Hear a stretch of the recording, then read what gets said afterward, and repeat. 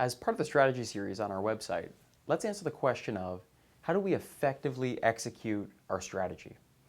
So this is where people really begin to struggle. A lot of people go through a strategic planning process and develop a wonderful strategy document and even perhaps a strategic plan where they've transitioned the where do we want to be in 3 years to an actual project plan around what should we be working on right now. The next challenge is around how do we then execute on the strategy on an ongoing basis. And this is where I find people really run into trouble and difficulty, because there was a lot of momentum and a lot of excitement around the strategy development process. There's a great quote that says, everyone loves planning because no one has to do anything. Well, we're now at the stage where people have to do something, and we need them to be doing that on an ongoing basis. So we want to talk about 3 core concepts around the execution and making sure that that we do an effective job of continuing to execute the plan. And that involves looking at 3 core areas around the execution. And the first one is around resourcing. People need to realize if they're going to go in and do a strategic planning process and come up with and define, here are all the initiatives that have to happen, they're going to have to realize that this is the point in time here where we've now developed the strategy. For some point in time, some period of time, we're actually going to have to probably increase our resourcing levels. This is generally true, not always true, but generally true. And people need to go into that and say, there's going to be a lot of extra work effort in order to get some of these initiatives done and move this forward. And so they're going to have appropriate resourcing, perhaps in numbers of people, or perhaps in dollars where they're outsourcing that work to third parties and so on.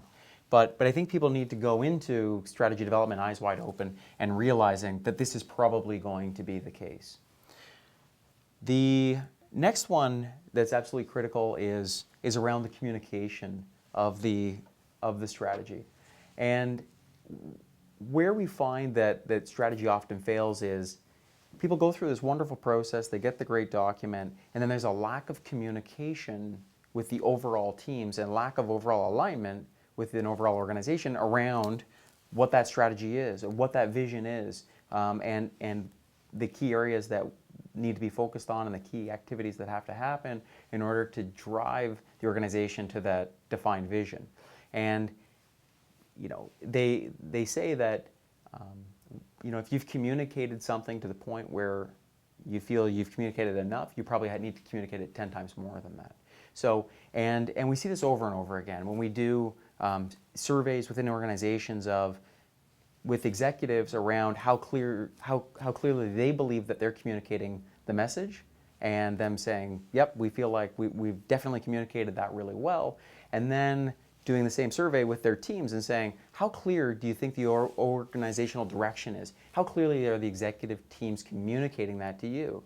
And invariably, they come back and say, it's quite poor. And there's a huge expectation gap around that. The executives feel like they're communicating it really well. The teams, when we talk to them, say, no, it's not being communicated very well to us. And so nailing this communication piece is absolutely critical to effectively executing the strategy.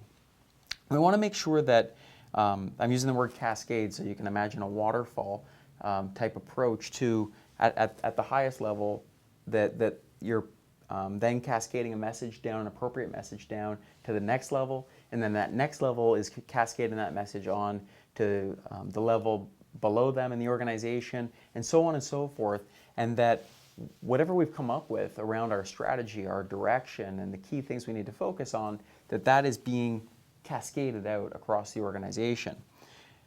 And the next one is that we want to keep it really simple. So I just had an experience where when we were doing the review of the inputs, like we talked about in our input video, we were reviewing what existing documentation is there around strategy. And they have a document, extremely complicated document, and that's what they're trying to communicate to their teams, this really complex message and so on.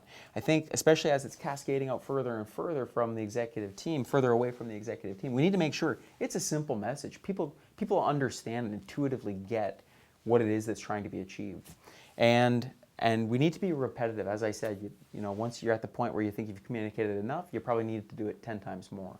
And so we want to be very repetitive around that. We want to kick off management meetings with, again, as a reminder, here's what we're trying to achieve overall in our business. Here's the key priorities. Here's what we're focused on.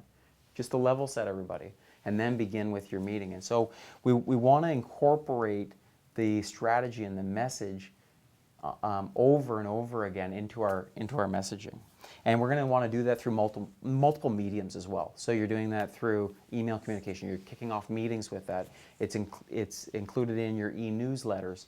It's permeating throughout all the different communication methods that you have. And the last one, in making sure that you're able to execute your strategy on an ongoing basis, this is absolutely critical, is having some sort of a project structure around the execution.